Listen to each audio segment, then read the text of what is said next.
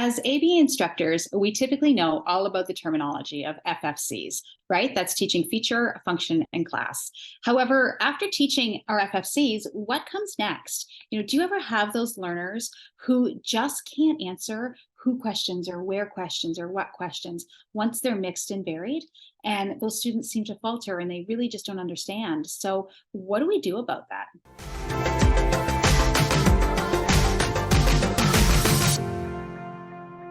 Hi, I'm Shira. And I'm Shayna. We're behavior analysts that create weekly content about how to teach kids with autism so that they make real progress. And we create shareable resources to make your job just a little easier.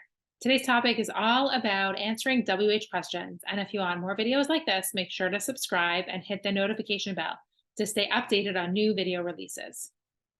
So typically when people say, "Hi, how are you?" and the greetings, we have a standard answer. It's always fine or good.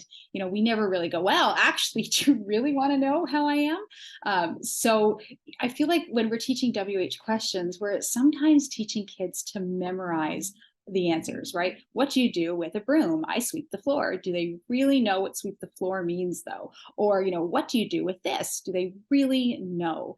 A lot of that is memorized, memorized, memorized. And then when we start to mix and vary questions, they just can't keep all of that in their heads. So, you say, "What do you do with a car?" And they say brown because they just are like, wait a second, what answer do I give again for that?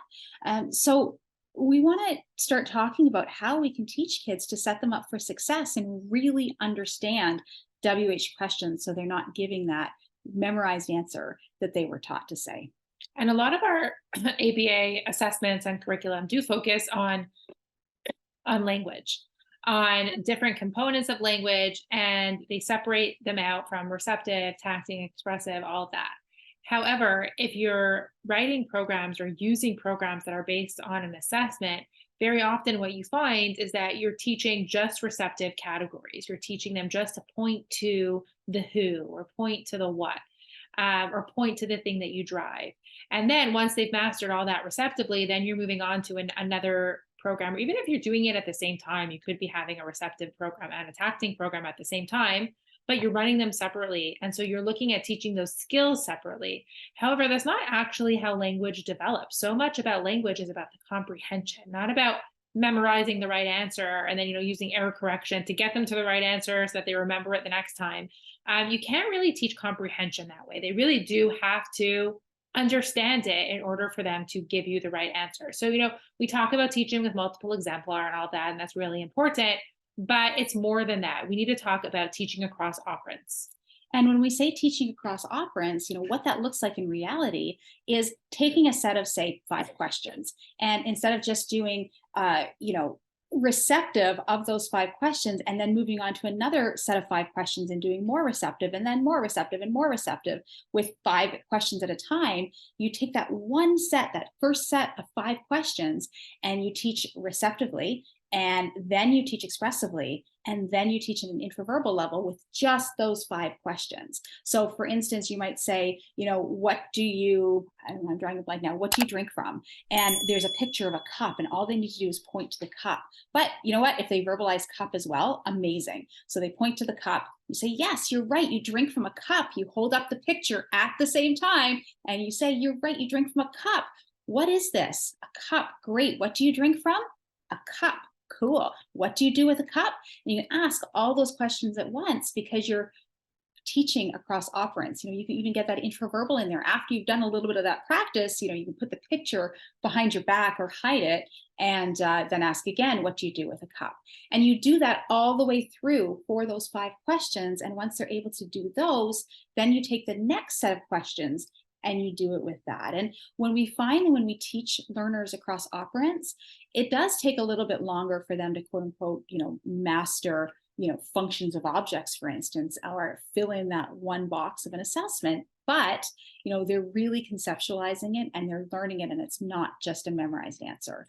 The other thing that we do is once we get beyond, your typical, okay, I've taught my nouns, so that is what questions. I've taught my verbs, which is also what, but like a what doing question, right? I've taught familiar people, which is who questions. I've taught some places or some rooms, and that's a where question. We start to rotate those in pretty quickly so that students are aware of, okay, the who's, the what's, the where's, and they can answer those in a more fluent way.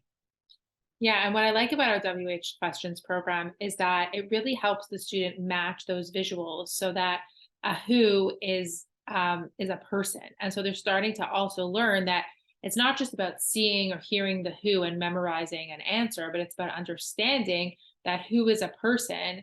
And a verb is the what doing, and we're kind of incorporating all of that along with the visuals. And what we like about using the visuals is that that also becomes the error correction. So if you've moved up to the point where you are getting to the interverbal of, who works at the police station, and they're not getting it, instead of going on that typical error correction and saying police officer, who is it? It's a police officer. Just bring them back a step, bring them back to the expressive level, or bring them back to receptive if they need that. So you're constantly building on those skills, and if they need a little bit of extra support or a correction, you just take them back a step using that visual that you've tried to fade out, bring it back, prompt, error correct, and then take it out again.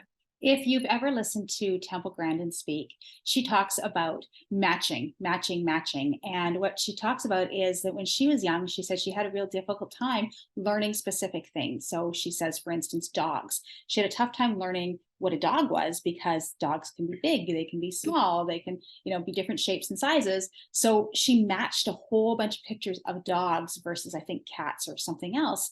And she realized and she found a pattern. And apparently she says that all dogs have the same nose. But whatever, I had no idea, but that's what she said, and that's what works for her. And now she can identify a dog.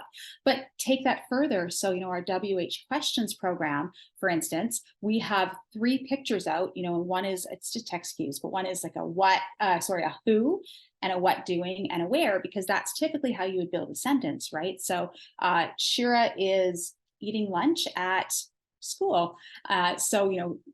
The subject or the who, and then the action, the what doing, and the place, the where. And it's always in that same order. So we can teach our kids to develop that pattern as well. And we just have them match a whole bunch of people to the who so that they understand who. Oh, person, who, okay, all these people, that goes into the who. Oh, look, all these verbs, all these actions go into the what doing. Oh, and places are where, and they're matching, matching, matching. And once you're able to get that, actually at the same time, we're teaching some, answering questions, but the data might only be on the matching component. Once they've got that, they've got a really solid base of conceptual understanding. And, then you can really see it's like, oh, now all of a sudden, your data increase on the actual answering of the question of what are they doing, because they conceptually understand what are they doing. I answer with an action. If you want to see a video of us teaching the WH questions, we actually do have a video on YouTube about that. Just search up strategies to teach WH questions to kids using ABA. And there's a whole video of us actually doing that program. And we'll link that here in the show notes. But like you were saying, what I love about it is that instead of just typically what we would do as a sorting program is sort by category. So that would be a typical one operant type of program. Now, even though we're sorting by category, we are also pairing it with a who. So if you're sorting people, places, and actions, then they're hearing a people's a who, a person is a who, your mom is a who, your teacher is a who, and they're also constantly hearing that school is aware, and the restaurant is aware, and home is aware, so that you're starting to build that understanding of it's not just about the sorting, but it's about going to be the labeling and the interverbals that are coming that you're priming them for. Yeah, and you're following up errorlessly. So they're saying, oh, yeah, great. So, a firefighter is a who if they've got experience with firefighter, right? But a firefighter is a who, you're right. And then exactly then follow up the question of who is it? Firefighters, so they can hear that natural language. And so then you've really built a sentence together. And because we're building it in that progression, you can follow up with questions about that sentence. And you have those visuals there, which are, again, a great way to prompt or error correct if needed. because you're building it in the structure that they would be answering it as well.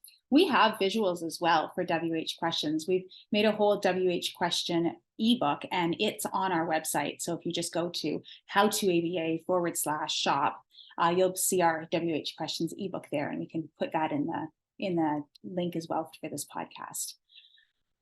In terms of progression of WH questions, though, I mean, there's a lot more that goes into it besides just sorting of different actions. We're going to be doing a whole webinar on this on Wednesday, December 6th at 12 p.m. Eastern Standard Time. If you're listening to this podcast after that date, there will be a recording of that CEU, so you can listen to it asynchronously in our membership as well.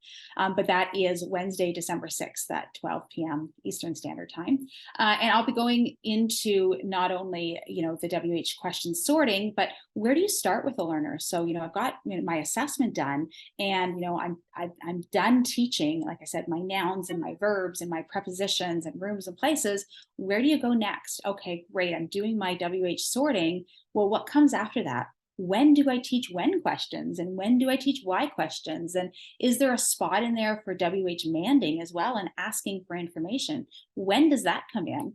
And it's more than we can discuss on this podcast, because I think it'll probably take an hour. I could probably do this all day because it's one of my passions.